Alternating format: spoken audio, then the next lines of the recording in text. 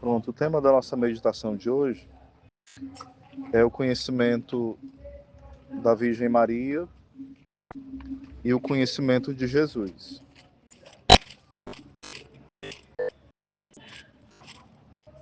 É um tema muito amplo. Qual é o tema? O conhecimento da Virgem Maria e o conhecimento de Jesus. Aqui, mais do que um conhecimento teórico, né? Esse conhecer no sentido bíblico e no sentido doutrinário, teológico, é um sentido de intimidade. Porque não é um monte de informações que a gente vai ter sobre a Virgem Maria, né? Nem sobre Jesus, mas é um conhecimento mesmo de amizade. É óbvio que a gente também tem que ter um conhecimento mínimo também na parte teórica, porque senão a gente não vai conseguir, como fala Santo Agostinho, nós amamos aquilo que conhecemos. Não tem como a gente se consagrar a Jesus pelas mãos da Virgem Maria se a gente não sabe o mínimo sobre a Virgem Maria, né? Senão a gente pode estar se consagrando a uma ilusão, a um ser ficcional. Então, é um perigo, né? A gente fazer isso. Então, sobre a Virgem Maria, por exemplo, a gente pode olhar que nas Escrituras tem coisas muito claras, né? E tem coisas que são não tão claras. Por exemplo, existe nas Escrituras algo chamado prefigurações. Eu acho que eu até falei um pouquinho aqui em algum dia. Prefigurações e tipologias bíblicas. Por exemplo, se eu já tiver falado, me perdoe, aqui, né? Sobre Nossa Senhora como nova Eva. Falei aqui já sobre isso. É uma expressão de Santo Irineu de Lyon e de outros santos. Por que Nossa Senhora é tida como a nova Eva? Jesus é comparado por São Paulo como novo Adão. O velho Adão, ele pecou e pelo seu pecado a humanidade caiu, né? O novo Adão, ele vence o pecado e pela sua obediência ao Pai, é como fala São Paulo, onde superabundou o pecado, superabundou a graça. Para dizer que a graça de Cristo supera o pecado de Adão, para dizer isso, né? Então é como se Jesus fosse a antítese, ou seja, o contrário de Adão. E Nossa Senhora é o contrário de Eva. Aí como é que os santos padres fizeram essa comparação? Exemplo. Quando, antes do pecado, o que aconteceu? Um anjo, ele chega para uma mulher. Essa mulher, ela é virgem, ela também é imaculada. E ela estava casada. E ela obedece a esse anjo. E como é o nome dessa virgem? No Antigo Testamento. É uma virgem, ela é imaculada e ela é casada. E a Maria ela casou e permaneceu com sua castidade intacta. Não, Antigo Testamento, antigo. Que é no Antigo Testamento que um anjo chega, fala com ela é virgem, imaculada e é casada. Nenhuma ideia. Eva. Eva antes do pecado, ela era o quê? Imaculada, virgem e casada com Adão. Ela não era junta com Adão, não, né? Mas quem foi o padre que casou? Eva, gente, essa pergunta não é cabível, né? O próprio Deus os uniu, né? O próprio Deus os uniu. Até o eu estava vendo sobre Eva e pecado, Deus ordenou para Adão que não foi para Eva, não. Quem desobedeceu foi Adão. Era o dever dele proteger Eva. Ele não protegeu, né? Ele era o guardião, porque assim, ó, a gente pode até hoje. A gente pode até, ela trouxe algo bem interessante aí, que é teologicamente é corretíssimo, porque por exemplo, Adão, ele é colocado para fazer o que no paraíso? Para ser guardião. Então ele é colocado no paraíso como se ele fosse um sacerdote. Ele é colocado também, de certa forma, para oferecer, de certa forma, um sacrifício. O que é esse sacrifício ali? Ele vai oferecer a obra da criação. O que é que ele faz ali? Antes do pecado, Adão também cultiva a terra. Então ele oferece a Deus aquilo que ele está trabalhando antes do pecado. Então Adão tem todas as características de um sacerdote. Então ele tinha a função de proteger. Então Deus de fato deu a missão a Adão de proteção. Era Adão, de fato, né? E entre uma das coisas, a função de proteger Eva. Porém, Eva. Só que tem um detalhe aí. Não é que Eva não peca. Eva, ela peca por segundo. Porque Adão sai, descumpre a sua missão, né? Mas Eva também peca, porque ela escuta a serpente, que é o anjo mau, né? Então a explicação está correta, mas está incompleta, né? Que foi dada aí pelo, não sei quem foi que deu, né? Ela não está errada, mas está incompleta, né? Então Eva sim é responsável, né? Então, só que é justamente por isso que Jesus, ele se encarna como o quê? Como homem. Quem é que rompe a aliança? É o homem, não é isso? Então, esse é um dos motivos, não é só esse motivo não, né? Tem vários outros motivos, outras razões, né? Agora uma dúvida sobre Eva. E Eva era casada com Adão. Adão era para ser o sacerdote. Mas se o propósito do casamento dentro da igreja era para gerar filhos, como viriam os filhos, já que Eva era imaculada, virgem? Não, aí já é outra. Não é necessário, não, eles não exerciam o papel propriamente dito. São figuras, entende? Ela ainda era virgem, entendeu? Não quer dizer que ela ia permanecer virgem para sempre, não. Entendeu? A sexualidade dos dois não ia ser proibida nem pecado, não, entendeu? Ia ser permitido, ia ser uma coisa santa. Descobrisse a finalidade, né? Ia ser algo santo. Se eles não tivessem pecado, é algo santo. Entendeu? Não é santo sexo no casamento, agora fora do casamento é pecado. Entendeu? O pecado deles não é ter tido uma relação sexual, não. Não tem nada a ver disso, não, entendeu? A questão que eu estou falando é o seguinte. Porque veio na minha cabeça essa pergunta e ficou assim, roda. Mas eu entendi. É porque, de fato, é interessante a sua pergunta. Mas no caso aqui, eles, de fato, tendo pecado ou não, eles iam ter uma vida conjugal, entendeu? Só que Ou tinham, né? Oi? Ou tinham até. Só que não Sim. nada sobre. E não era Né? Do jeito que Deus criou Eva para Adão, o propósito de Deus era ser eles sendo um casal, né? Sim. Mas como ela desobedeceu, aí desmoronou todo o propósito que Deus tinha na vida dela. Sim. Aí vamos lá, continuando, né? Porque você não vai entrar em outros pontos aí, né? Aí foge de Nossa Senhora, que é a nova Eva. Aí dentro tem muita coisa aí dentro, né? Eu vou pesquisar depois em casa. Aí Nossa Senhora como nova Eva. Vai lá para Lucas, né?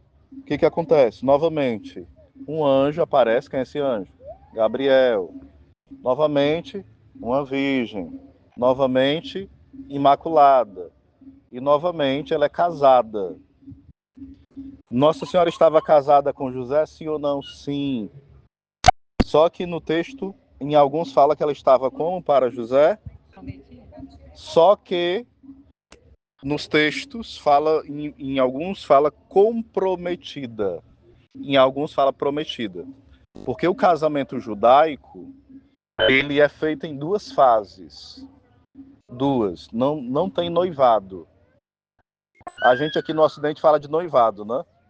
Mas para o povo oriental não tem noivado. Tem duas fases do casamento. A fase do contrato do esposo e da esposa, onde a família faz o contrato.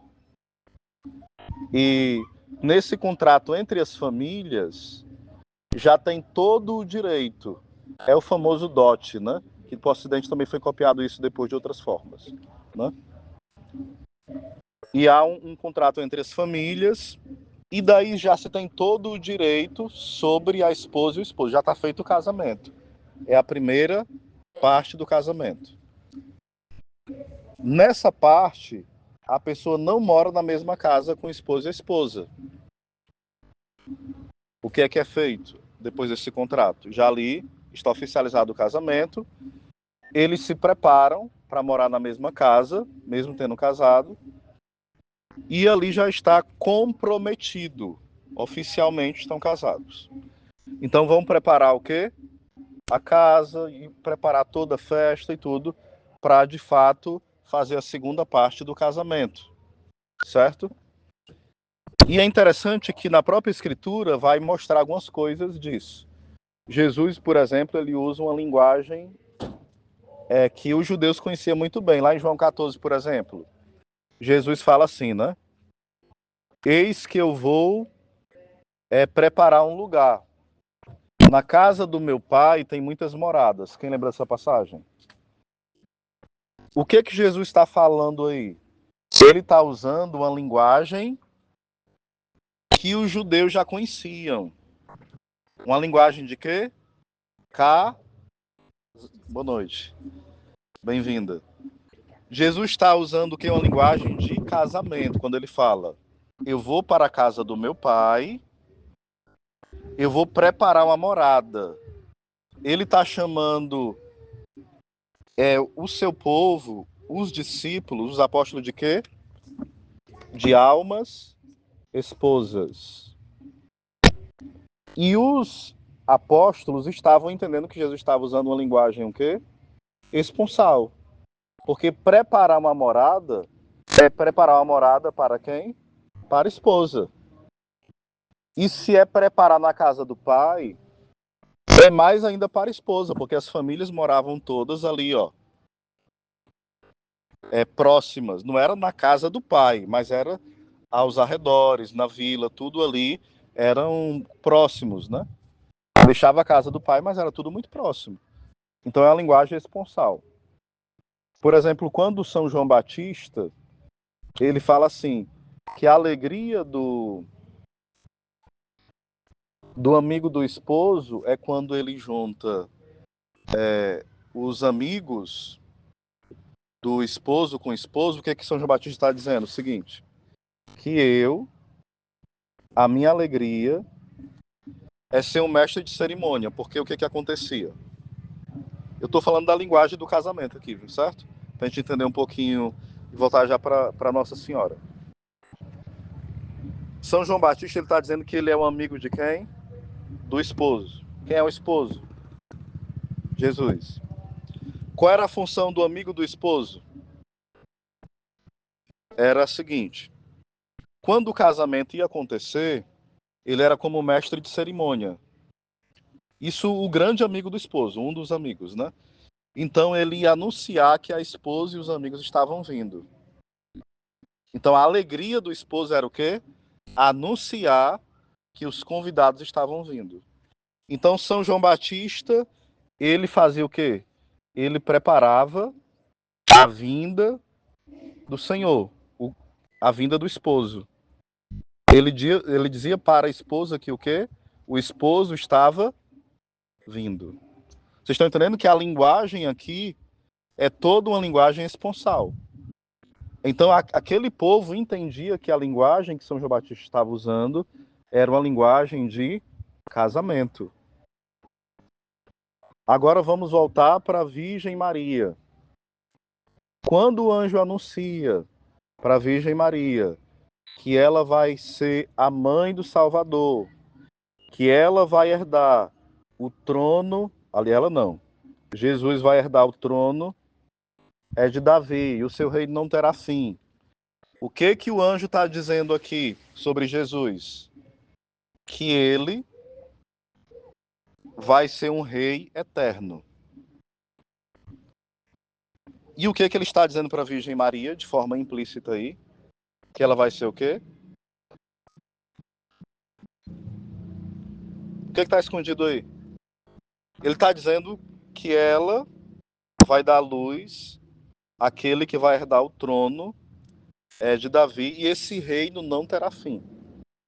Está dizendo para ela que ela vai ser o quê? E ela vai ser o quê? Rainha. Ela entendia claramente que ela ia ser a rainha. Claramente. Não havia dúvida disso, né? E como rainha, dentro do entendimento judaico, qual é a função da mãe rainha? A mãe rainha, ela tem mais autoridade, mais poder, mais honra do que a esposa rainha. Porque dentro do Oriente Médio, na cultura oriental, existe a esposa do rei e existe a mãe do rei. Quem é que tem autoridade maior dentro do reinado? A mãe rainha. Então, quando a escritura aponta o grande papel da Virgem Maria, é geralmente nas entrelinhas. Então, quando o anjo anuncia aqui, está mostrando que Nossa Senhora é o quê? Rainha. Está muito claro que ela é rainha, certo?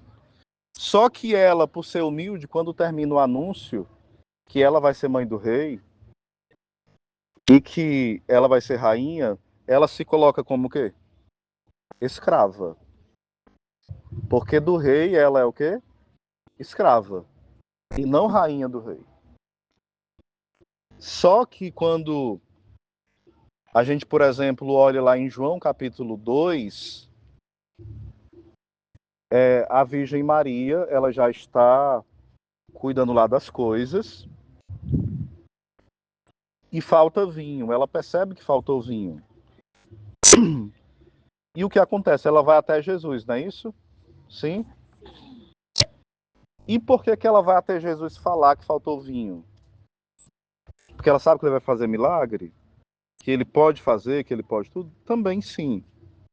Mas por algo essencial. Dentro de uma festa de casamento, os convidados daquele tempo, quem era o responsável pelo vinho? Era a família do esposo? Não. Era a esposa? Não. Era a família da esposa? Não. Quem era o responsável para manter o vinho era quem? O esposo. Quem era? O esposo. O que a Virgem Maria está dizendo para nós aí nesse evangelho? O esposo verdadeiro desse casamento, quem é? Jesus. Ele é o esposo. Ele. Ou seja, tem uma teologia muito profunda dentro desse texto, entendeu? Então, quem tem que dar conta do vinho é o esposo. Só que Jesus está mostrando que não é a hora dele se revelar como esposo. A hora dele se revelar como esposo, onde é? Na cruz. Ele se revelar de fato como esposo. De se dar inteiro como esposo. É na cruz. E é interessante que quando a Virgem Maria escuta isso, ela faz o que para os serventes? Fazei tudo que ele vos disser. Ela está agindo como que ali? Ela está pedindo para os servos ou mandando? Mandando. Fazei. É no imperativo. Ela está agindo como o quê? rainha. O termo que é usado, eu acho que se eu não me engano, é pelo menos Gebirá, que é senhora dos escravos, rainha. Então ela sabe de fato que ela é a serva do Senhor, mas ali diante daquele que é o Rei dos Reis, ela começa a ter uma postura também de rainha. Vocês entendem que as entrelinhas têm mistérios que precisam ser visitados, né? Precisam ser prescutados. Já escutei de pessoas que nessa hora, né, que Maria pediu para Jesus, né, agir, e ele disse para ela, mãe, não é a hora ainda, né? E ela disse, não, passa. Eu já escutei que algumas pessoas falaram, mas como assim que Maria é a mãe de Jesus, mas o rei é Jesus? Por que que ela pediu para que ele fizesse, né? E ordenou aos outros que fizesse o que ele dissesse, né? E ela sabia que, de fato, primeiro porque ela sabia que o filho dela era Jesus o Salvador. E a segunda parte é que porque Deus agiu naquela hora, né? Através de seu filho, né? Porque tudo que ele tinha pedido para Maria, ela tinha feito durante toda a vida dela. Sim. Então, naquela hora, nada mais justo do que ela ter ordenado que eles fizessem o que Jesus pedisse e Deus agiu. Ela já fez tanto por mim, Deus falou, ela fez tudo que eu pedi, então ela tem o poder de pedir e as coisas acontecerem também. Sim. São Bernardo de Claraval, sim, filha. Um protestante perguntava porque Maria era rainha. Aí eles não conseguem entender que Jesus não é o rei por ser filho da rainha. Maria é rainha por ser mãe do. Sim. Eu vou ler aqui o que os santos falam sobre isso, certo? Uma vez que a Virgem Maria foi exaltada como mãe do Rei dos Reis, é com razão que a Santa Igreja a honra e quer que ela seja honrada por todos, com o título glorioso de rainha. Se o que nasceu da Virgem é rei, diz Santo Atanásio, então a mãe que o gerou é considerada própria e verdadeiramente rainha e senhora. Desde que Maria aceitou ser mãe do Verbo Eterno, acrescenta São Bernardino de Siena, mereceu tornar-se rainha do mundo e de todas as criaturas. Se a carne de Maria não foi dividida daquela de Jesus, conclui o abade Arnoldo, como então pode a monarquia do filho ser separada da mãe? Ou seja, como pode o reino de Maria ser dividido do reino de Jesus? Não é um reino dividido. O reino dividido é o reino destruído. O próprio Jesus fala. Nem o diabo mesmo se divide. Mesmo que o diabo trabalhe como quadrilha, porque Jesus até fala assim, né? Que o próprio demônio, ele não se divide ali. Embora a palavra diabo quer dizer o divisor, né? Mas até os demônios trabalham em equipe. Embora com a intenção má. Até os bandidos trabalham em equipe, né? Para assaltar um banco. Cada um com a sua má intenção. Não é com boa intenção, né? Mas eles trabalham em bando, né? Eles não se dividem. Eles estão ali para se unirem num propósito mau. Imagine o reino de Deus, que é unidos, mas num bom propósito, né? E é interessante que, por exemplo, São Bernardo de Claraval vai dizer assim, ó, que Nossa Senhora ela é a onipotência suplicante, que casa muito com aquilo que você falou. Tudo que Nossa Senhora pede, ela alcança. Ou seja, é o poder da súplica. É uma súplica que tudo alcança. Ou seja, nada que ela pede é algo que é inalcançável. Porque tudo que ela pede é algo que agrada o coração de Deus. Ela não pede algo que não agrade o coração de Deus. Ela só vai pedir coisas que são para o bem da nossa salvação eterna. Não são coisas contra a nossa salvação, né? Então, se a gente for, de fato, mergulhar nos textos bíblicos, tem coisas muito profundas. Por exemplo, O, sa... o Salmo 44, 45, né? Que a gente geralmente reza na festa da Assunção, vai dizer assim: a vossa direita está a rainha, com vestes esplendentes de ouro de Ofim. Aí fala que as virgens, né? Fala que centenas de virgens estão ali ao seu redor, lhe prestam homenagem. Esse salmo fala de quem? Da Virgem Maria. O ouro de Ofim é símbolo ali de quê? Da santidade de Maria, da realeza dela. Por que fala que está sentada à direita? Porque é o local onde a rainha mãe senta à direita do filho. Por exemplo, tem um episódio onde Betsabeia, né, lá no livro do Rei, de Reis, se eu não me engano, ela vai pedir por um dos seus filhos, que era gostava de aprontar muito, um desses filhos dela. E o que acontece? O tratado vai até falar sobre isso, se eu não estou equivocado. E de repente, esse filho pede que ela interceda, né? E Betsabeia vai pedir a Salomão. E Salomão, ele estende o cetro e depois a convida para sentar à direita. Ela como rainha mãe, né? E aí é um símbolo de Nossa Senhora que pede pelos seus filhos pecadores, pelos seus filhos mais, às vezes, duros de se converterem, né? Por isso que ela é chamada também refúgio dos pecadores, né?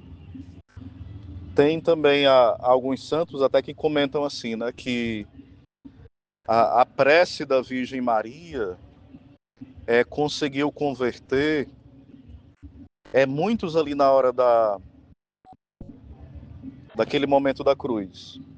Um dos corações convertidos também pela oração da Virgem Maria foi o coração daquele ladrão, né, que pediu misericórdia para entrar no paraíso. Outro que se converteu foi aquele que é chamado São Longuinho, né, que perfura o lado de Jesus e sai sangue e água. Ou seja, a prece da Virgem Maria, ali ela vai alcançando vários corações.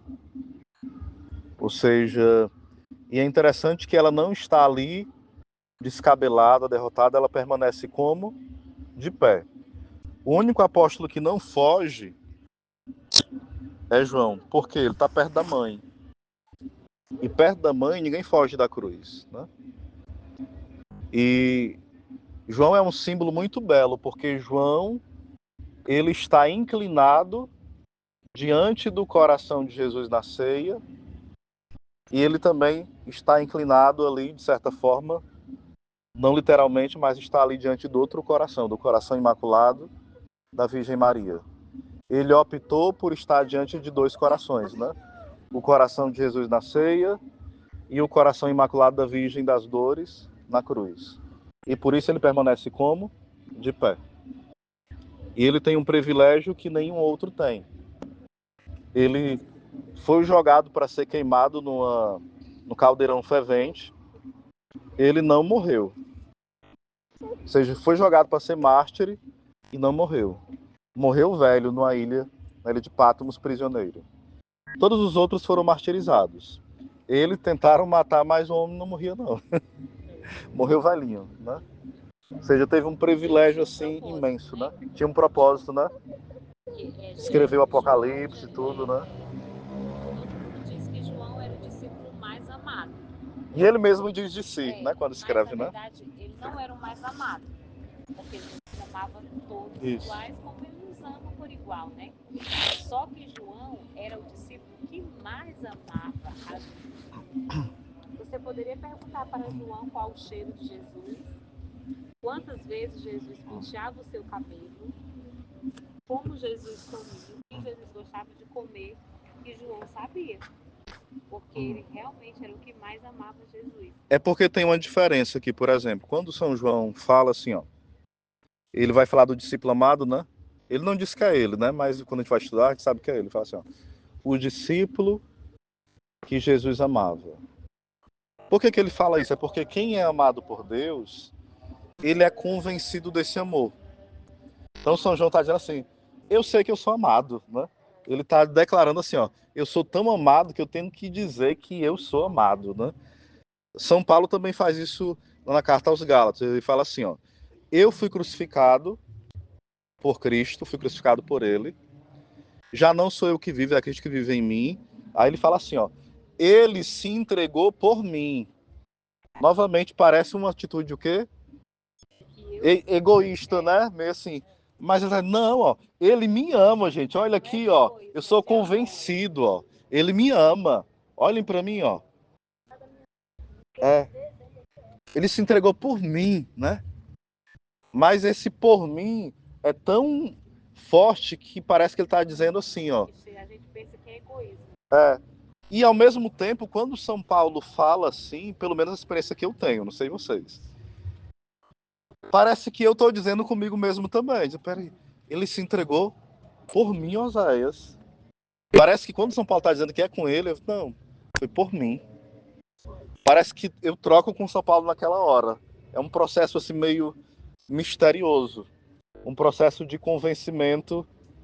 Eu falei, meu Deus, que mistério é esse? No momento que São Paulo é convencido, ele me convence que eu sou amado, né? No momento que São João é convencido, ele me convence que eu sou amado. Aí eu imagino assim, se São Paulo era convencido desse jeito, se São João era convencido desse jeito, e Nossa Senhora? Imagine. Não é porque a teologia vai dizer assim, ó, quanto mais perto de Jesus e quanto mais você se dar a ele e deixa ele se dar a você, maior é a sua santidade. Você imagina a santidade da Virgem Maria, né? É por isso que alguns chegavam a dizer assim, né? Via Jesus andando assim, benditos os seus que te amamentaram, né? Aí Jesus vai lá e repreende, né?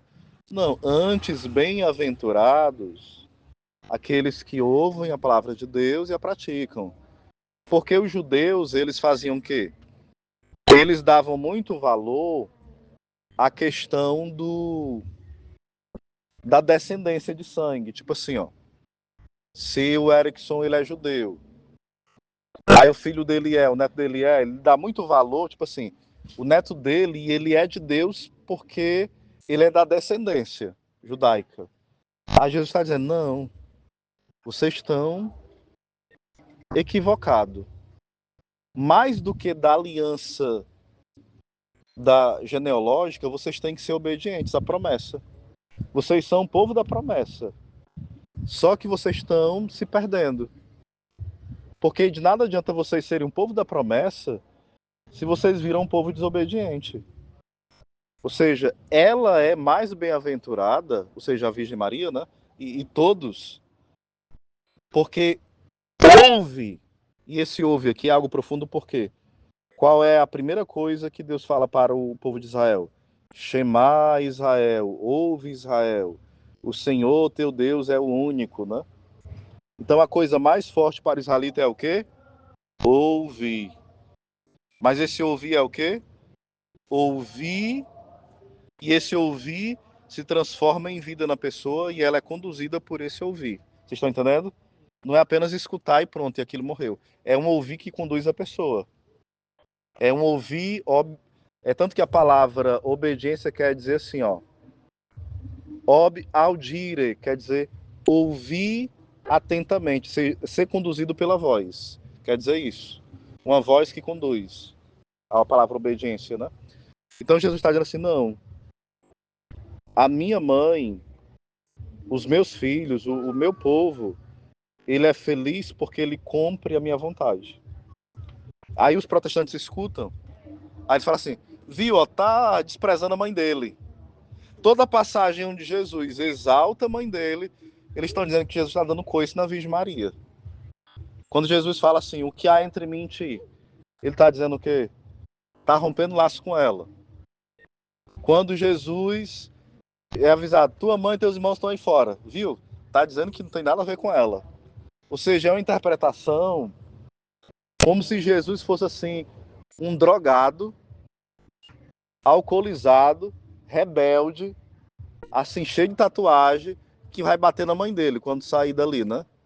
É uma interpretação, gente, maluca da escritura. É um negócio doido, entendeu? Eu até brinco assim, né? Que, voltando para João 2, né? que Jesus está conversando ali com a Virgem Maria? Aí eu até brinco dizendo assim, só consegue entender quem mergulha mesmo na meditação, porque ali é uma conversa entre um rei e uma rainha. Quem não entrar nessa dinâmica de rei e rainha, não entende.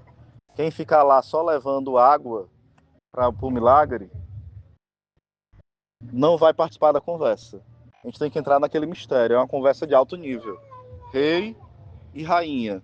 Mas é uma conversa mais alta ainda, é o de que mãe e filho. Como é que uma mãe e filho conversa? Olhar, coração, gesto, expressão, silêncio. É ou não é? Então tá muito mais do que nas palavras que estão ali escritas. É muito mais profundo. Então não tem exegese, não tem teologia que explique muito ali não. É duas almas ali conversando profundamente, uma mãe e um filho, uma que é uma criatura perfeita, que é a Virgem Maria, e a outra ali que é o próprio Deus. Tem algo mais profundo para a gente só vai entender o que eles conversaram quando estiver lá no céu, né? É algo que, mais que a gente leia 1000 livros sobre aquilo ali, não tem como entender muita coisa. Entende alguma coisa, né?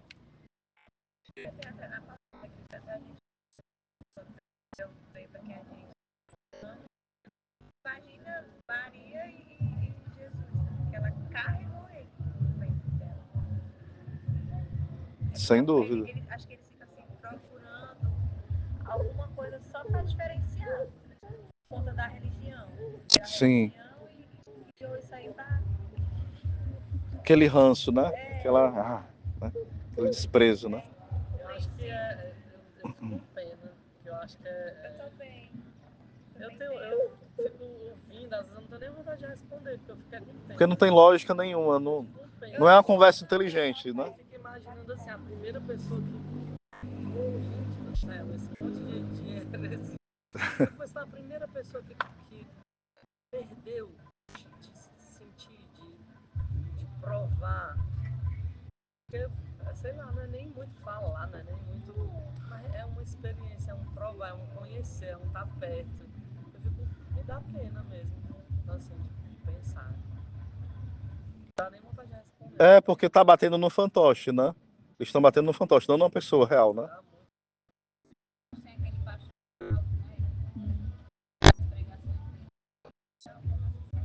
Porque ele tem noção, né? Ele realmente Ele sabe a verdadeira importância dela, né? Nem todos realmente é assim. Eles dizem que se entrega a Jesus, mas na realidade, se entrega a Jesus, ele serve o pastor. Porque geralmente quando eles estão conversando, vocês podem observar que o pastor falou isso. O pastor falou que o católico não, quando a gente vai falar, a gente fala da Bíblia, de Jesus. Eles não, eles acabam se contraindo, porque eles não falam Jesus. O pastor falou isso, o pastor mandou fazer isso, mandou seguir isso. Na realidade, eles seguem o pastor, não Jesus. E às vezes eles não têm uma preparação nenhuma. Que há uns anos atrás eu passei por uma experiência bem engraçada com e na frente da casa da minha irmã, um protestante, eu nem era tão envolvida na igreja. Ele falando, né? Eu fiquei até tirando onda com a minha irmã quando a gente entrou pra dentro de casa, porque ele falou, quando a gente fala o Senhor, tem que colocar o S maiúsculo, né? E eu sem entender, cara, mas Deus não é um só. Por que ele divide em várias igrejas, né? Coisa que na igreja católica só tem uma igreja, a gente só serve a um Deus, a gente só cultua a um Deus. E eu fiquei até com a minha irmã entrando, rapaz, será que na hora que eles vão pregar, eles vão falar assim, Senhor, com S maiúsculo, né? Eu até fiquei brincando, né, com ela assim sobre isso, né? Eles abrem lá, falam, Senhor, com S em maiúsculo, hein? Eles falam muita coisa assim. O padre a pessoa pergunta as perguntas, resposta, aí ele pergunta assim, padre, por que vocês dizem, não, se está na Bíblia que Nossa Senhora morreu, por que vocês dizem que ela não morreu? Aí o padre beleza, me mostra, muito obrigado por essa Ela história. foi levada de corpo Porque e alma. você era protestante, né? Que bom que você está aqui conosco. Agora me mostre lá na Bíblia, que você não quer a Bíblia. Me mostre lá na Bíblia onde é que Nossa Senhora está morta. Ó. Aí Sim. É porque eles tiraram os livros. Bom, só uma pincelada pequena. Deu para entender um pouquinho sobre a Virgem Maria, sim? Eu tentei colocar as passagens bíblicas, né, sobre a Virgem Maria.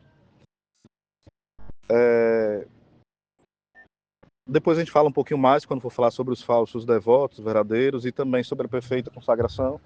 Aí eu foco mais sobre a Virgem Maria hoje, e agora eu vou falar um pouquinho sobre Jesus. Bem rapidinho mesmo, tá bom? Alguns pontos da nossa fé sobre Jesus, que eu acho que são pontos que a gente não pode confundir, que às vezes eu vejo um pouco de confusão nesses pontos que é essenciais. Por exemplo, eu perguntei isso lá no curso de consagração, vamos ver como é que vocês saem aqui hoje. Qual das três pessoas da Santíssima Trindade? Érico, fica calado, viu? Mas eu nem sei. Eu acho que eu racei com a Sabe vergonha. assim que eu É. acho que eu acho que Quais das três pessoas se encarnou? Foi o Pai, foi o Filho ou foi o Espírito Santo? Eu não entendi a pergunta. Qual das três pessoas da Trindade se fez carne? O filho. Quem viveu entre os Sim. homens foi o filho. Foi o Filho, né? Concordam vocês?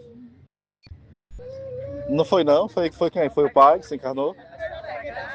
Não, não é pegadinha não, tô falando normal mesmo, não é de pegadinha não. A Santíssima Trindade se resume a um. Não, tô falando assim, qual foi das três pessoas que se fez carne e habitou entre nós? Foi o filho, Jesus. Foi o Pai, foi o Filho ou foi o Espírito Santo? Foi os três, porque os Não. três são A Santíssima Trindade Mas é um quem só. se encarnou foi Jesus. Jesus é o filho. Vou perguntar, foi o Pai, foi o Filho ou foi o Espírito Santo? Filho. Foi o Pai? Foi o Filho, gente, né? Foi o Porque era Filho. dúvida, meu O povo. filho. Eu tinha Convicção que foi o filho. Ó, o Verbo se fez carne e habitou entre nós. E se fez... E se fez aonde? No seio da Virgem Maria, certo? Jesus, o Verbo, né? Se fez carne. Ele é 100% Deus, concordam? Sim. Ele é 100% homem? Sim, concordam. Esse mistério se chama, diga comigo, união União hipostática. e hipostática. Ou seja, que é a união da natureza divina com a natureza humana. União e o quê? Hipóstase. Hipostática, natureza divina e natureza humana. Hipostática. Hipostática. Jesus, ele é uma pessoa divina ou uma pessoa humana? É uma pessoa divina, certo? Ele não é uma pessoa humana. Ele tem uma natureza divina e uma natureza humana. Mas ele é uma pessoa divina. Porque se ele for uma pessoa humana e uma pessoa divina, ele é duas pessoas. Então, na Trindade eu tenho 4 pessoas, certo? Então ele é uma pessoa o quê? Divina, que tem natureza e natureza divina, certo? Às vezes é bobo? Não, isso não é bobo. Fugir disso aqui já é heresia, certo? Mas só que a gente às vezes escuta essas heresias sem a gente querer, né? Zé, se eu falar isso eu sou um herege? Não, tem heresia. Tem heresia que é, diga comigo, heresia material. Heresia material. O que é uma heresia material, Zé? É você falar uma heresia sem você saber. Você só está falando, materialmente é heresia. O que é uma heresia formal? É quando você sabe que é heresia e quer continuar falando e eu digo porque eu sei que é heresia e vou falar mesmo, não quero nem saber. Aí é uma pessoa que é herege mesmo, entendeu? Ela quer ensinar o erro e quer enganar todo mundo. Aí é um herege que é formal, ele tá na cabeça mesmo aquela ideia e ele quer propagar o erro. Todo mundo, em algum momento, é um herege material, entendeu? Não tem problema nenhum. Aliás, não é que não tem problema nenhum, né? Mas a gente acaba sendo. A gente fala alguma coisa que não tem nada a ver, às vezes, né? catecismo, eu queria anotar porque no catecismo a gente faz alguma pergunta às crianças, aí um diz Deus, diz Jesus. Aí a gente repete, não, Jesus, quem tá falando é Jesus naquele momento. Aí um diz, mas Jesus não é Deus também. Aí fica, meu Deus. O e dom dele agora, tá o por que eu aí. vou dizer? Porque o que a gente fala, se a gente não souber o que tá falando, é uma semente que a gente Faz uma confusão só. Porque, por exemplo, quem vem lá do céu não é Jesus, é o Verbo. O Verbo que se faz carne, aí sim, o Verbo que se faz carne agora é Jesus. Porque aí em Jesus, que tem 2024 antes de Cristo, não é eternidade antes de Cristo, né? Vocês estão entendendo? Porque lá na eternidade Jesus não estava de carne e osso. Não era Jesus, era o Verbo. Aí o Verbo eterno do Pai, que é o Filho, ó, ele vem, que ele era puro espírito, não tinha carne nem osso, nem alma, certo? É puro espírito, ele vem no seio da Virgem Maria, assume uma alma e assume um corpo. É um mistério, né, gente? O Verbo assumindo uma alma e um corpo é quem agora? Jesus. Aqui é a pessoa de Jesus. E para sempre vai ser quem? Jesus, que é Deus. Isso aqui na nossa cabecinha dá um nome que é um mistério. Aqui é um mistério mesmo. Entendeu? Então, depois disso, que é o mistério da encarnação, a gente tem no céu Deus que se fez carne lá. Deus tem carne e osso? Sim. O Filho eterno do Pai. Mas o Pai tem carne e osso? Não. O Espírito Santo tem carne e osso? Não. Mas o Verbo se fez carne e habitou entre nós. Vocês estão entendendo? Só que é um mistério tão grande que o Verbo veio, mas ele permaneceu lá. Entenderam? Ele veio, mas ele continuou lá. Ele foi, mas ele está entre nós. Só que a forma de presença dele entre nós é diferente. É tanto que a gente comunga ele, né?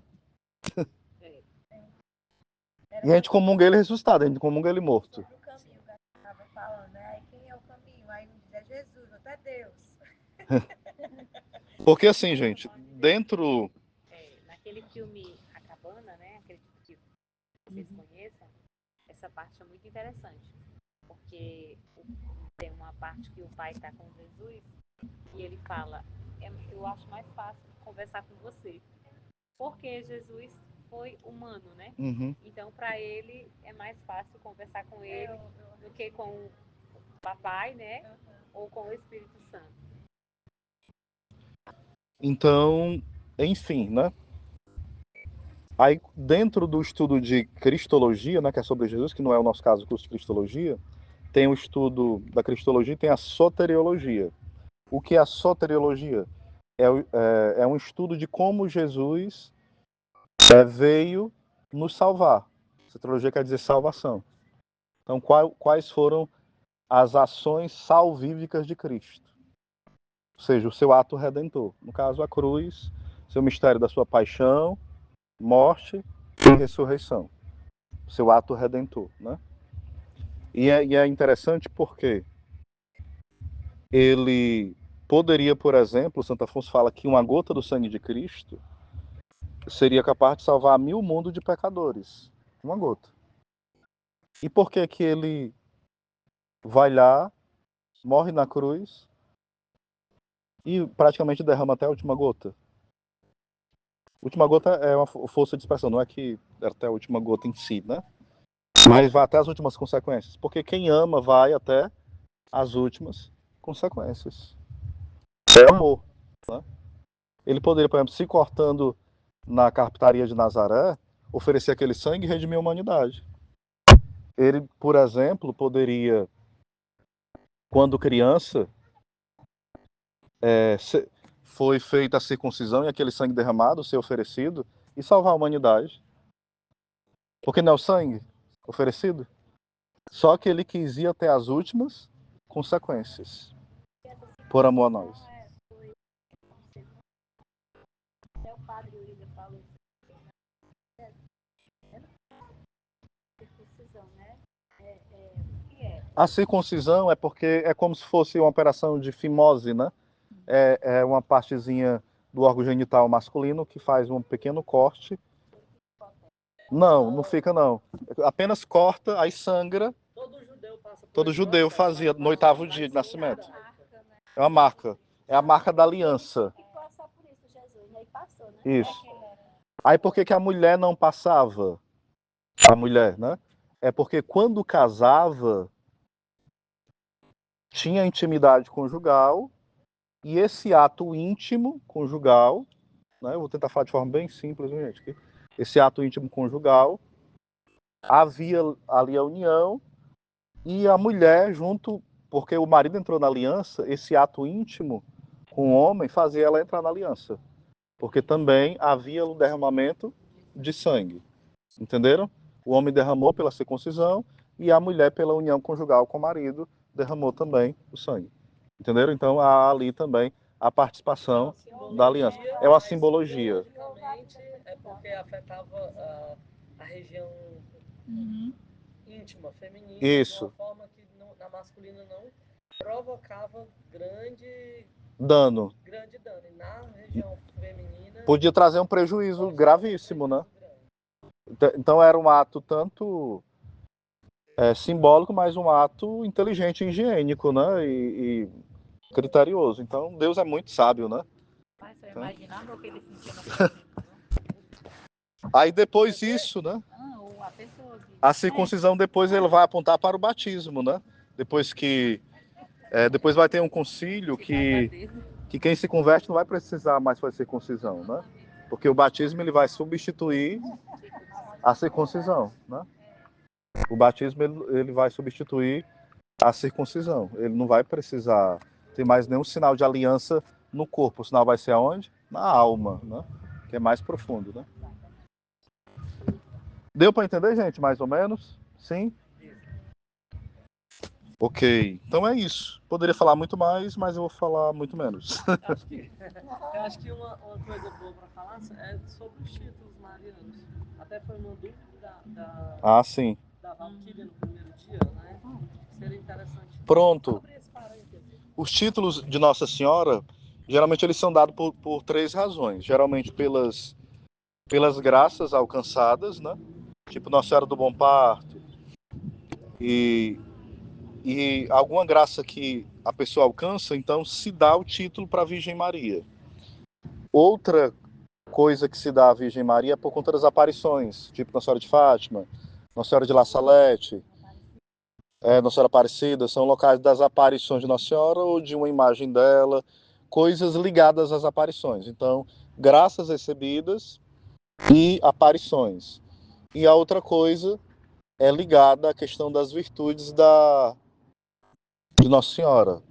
Virgem das Dores, sei lá, Virgem da Alegria, Virgem Gloriosa. Então, são virtudes que envolvem Nossa Senhora. Então, está ligado às suas virtudes, está ligado às suas aparições e está ligado às graças recebidas pela intercessão dela. São esses três critérios, né?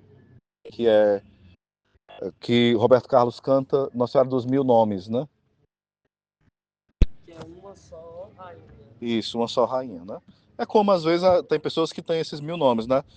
Chama de o Zé, esposo da fulaninha, depois a minha pessoa é o Francisco, aí tem bem 10 nomes a mesma pessoa, né? A pessoa que diz assim, passa um pastor e diz assim, uma imagem de Nossa Senhora, e essa daí, você bota pra nela.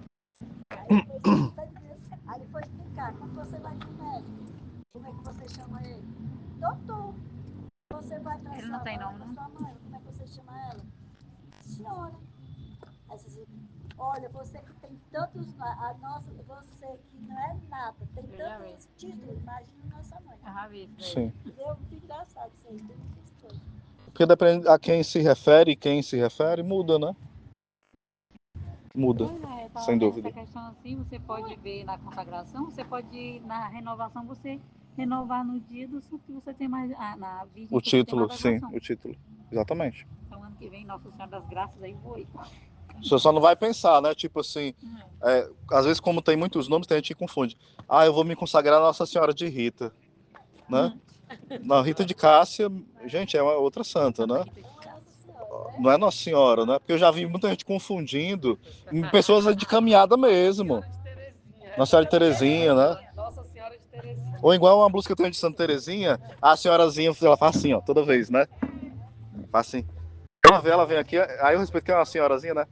Olha, tão linda Nossa Senhora. Essa Santa Terezinha bem grandona, né? A nossa mãezinha. Aí eu só fico rindo assim.